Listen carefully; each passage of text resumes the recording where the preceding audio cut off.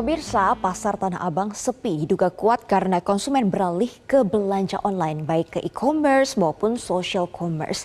Sebenarnya bagaimana tren belanja online di Indonesia, pemirsa? Kita akan lihat dulu jumlah pengguna internet di Indonesia yang naik signifikan, pemirsa, terutama sejak pandemi. Ya, trendingnya sekarang Apa tuh?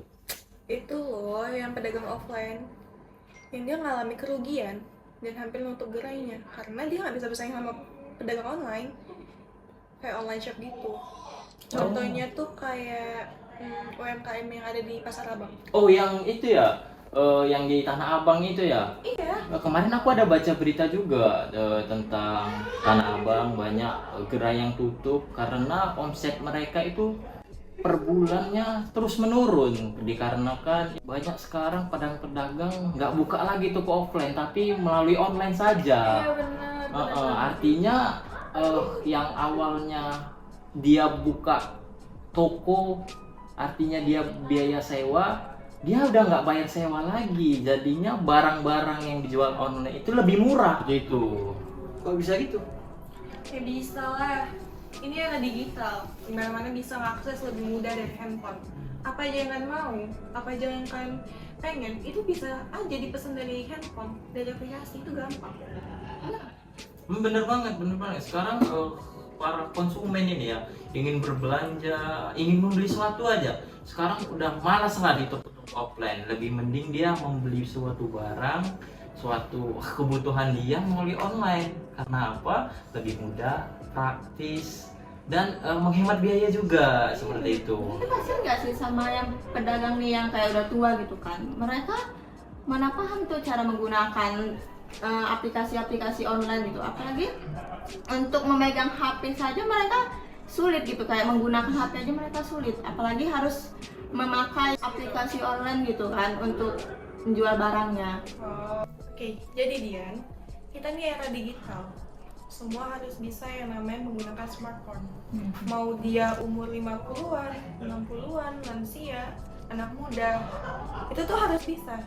Apalagi sekarang pemerintah itu adain yang namanya kelas bisnis online. Itu bisa dari tatap muka ataupun daring, itu tuh bisa. Jadi, para pedagang offline ini, dia harus bisa berinovasi lagi. Dia harus bisa melakukan strategi di mana penjualan mereka tuh harus bisa mengikuti zaman. Jadi nggak mentok di situ-situ aja. Kalau orang itu mentok dan nggak yang namanya ngelakuin perkembangan, itu Pipi yakin usaha mereka bakal stuck di situ aja. Tidak setuju dengan adanya toko online tersebut karena bagi pedagang yang ada di Tanah Abang tuh jadi sepi pembeli dan mengakibatkan omset penjualannya mereka menurun. Seharusnya pendapatan itu bisa untuk membayar tempat sewa mereka, tapi justru ini malah tidak bisa dan malah kekurangan akibat perbandingan harga yang ada di toko online itu. Sebab toko online itu lebih murah dibandingkan dengan ada yang di Tanah Abang gitu. Nah, aku setuju dengan statementnya si Rojak. Kayak ibaratnya biasanya pedagang nih yang kayak hari raya besar gitu kan. Biasanya omset mereka tuh naik karena adanya toko online itu. Mereka lagi jadi malas tuh untuk belanja ke toko. Lebih memilih untuk belanja online gitu. Itu gimana?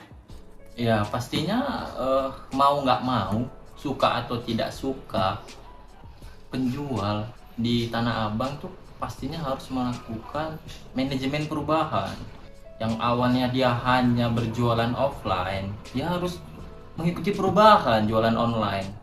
Karena apa? Kalau dia tidak mengikuti perubahan, maka dia akan kalah saing dengan pengusaha-pengusaha lain.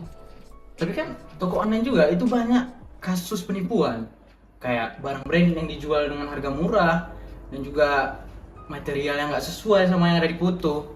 Itu kan jadi bahaya juga, jadi penipuan juga. Saya setuju dengan pendapat aku.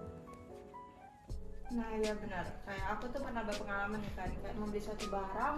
Kalau dibilang sih barangnya bukan yang terlalu murah, tapi kenapa yang datang itu malah nggak sesuai sama apa yang saya pesan gitu. Untuk hal kayak gitu tuh Pipi punya solusi buat dia. Perkenalan dia nih. Apa ya? Sebelum kita membeli barang, itu kita harus melihat ulasannya, komentar dari suatu produk tersebut. Kan nggak mungkin kan kita asal beli barang tapi nggak lihat komentarnya atau ulasannya. Dan logikanya gini ya, barang yang mahal tapi kita pengen dengan harga yang murah. Kita tahu nih harga mahalnya itu di realitanya berapa, tapi kita mau nyari barang yang harganya lebih murah gitu di online, itu tuh nggak masuk akal. Jadi ya kita sebagai konsumen tuh harus teliti juga, nggak bisa asal beli gitu aja.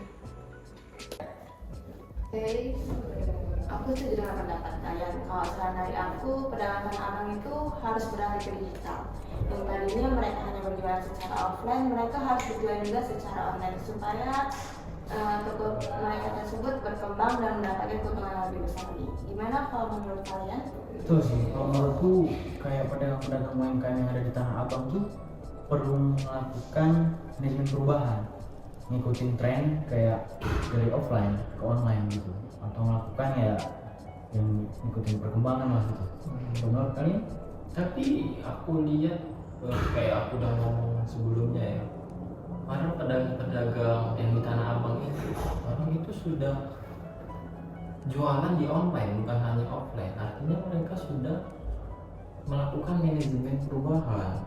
Yang dulunya hanya jualan di offline, sekarang orang itu udah jualan di online.